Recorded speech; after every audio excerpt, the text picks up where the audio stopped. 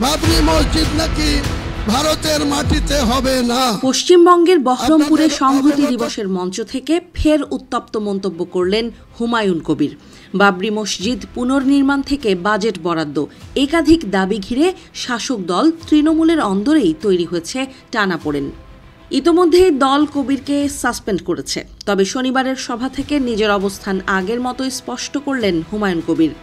সংহতি দিবসের মঞ্চে দাঁড়িয়ে বাবরি মসজিদ ইস্যু ফের সামনে আনলেন তৃণমূল থেকে সাসপেন্ড হওয়া নেতা হুমায়ুন কবির। তিনি অভিযোগ করেন, অন্য ধর্মের প্রতি শ্রদ্ধা না রেখেই অযোধ্যায় বাবরি মসজিদ ভাঙা হয়েছিল, যার ব্যথা আজও তাজা মুসলিম সমাজের মাঝে।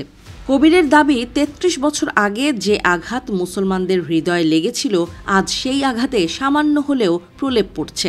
এখানে বাবরি মসজিদ হবেই হবে। শুধু তাই নয়, সাবেক এই মন্ত্রী দাবি করেছেন, মুর্শিদাবাদে প্রস্তাবিত এই স্থাপনার সঙ্গে গড়ে উঠবে হাসপাতাল, মেডিকেল কলেজ, হোটেল, রেস্তোরাঁ থেকে পার্ক। তার কথায় ৩০০ কোটি রুপির বাজেট ধরা হয়েছে।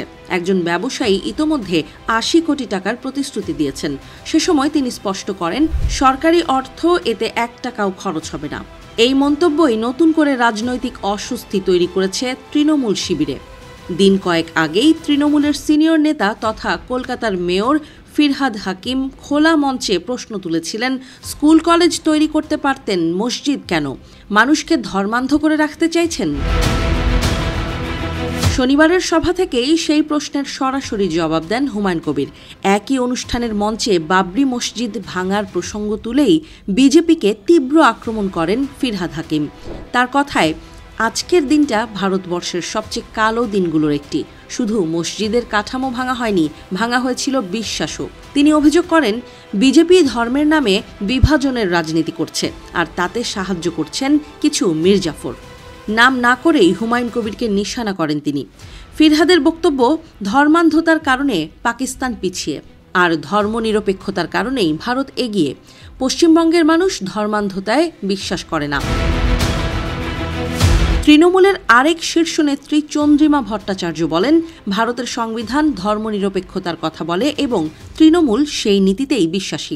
অন্যদিকে মুখ্যমন্ত্রী মমতা ব্যানার্জি আগেই সতর্ক করে দিয়েছিলেন, সাম্প্রদায়িক সম্প্রীতি নষ্ট হয় এমন কোনো পদক্ষেপ বরদাস্ত করা হবে না। দলীয় সূত্রের দাবি, বেশ কিছুদিন ধরেই হুমায়ুন কবিরের সঙ্গে তৃণমূলের দূরত্ব বাড়ছিল। বিভিন্ন সময়ে তার মন্তব্য নিয়ে বিতর্ক তৈরি হওয়ায় তাকে একাধিকবার সতর্কও করা হয়েছিল। সম্প্রতি বহরমপুরের সভা থেকে মুখ্যমন্ত্রী নাম না করে ইঙ্গিত দেন, ভোটের আগে অনেকে ব্ল্যাকমেল করে, বিজেপির টাকা খেয়ে তাবেদারি করে, তাদের বিশ্বাস করবেন না।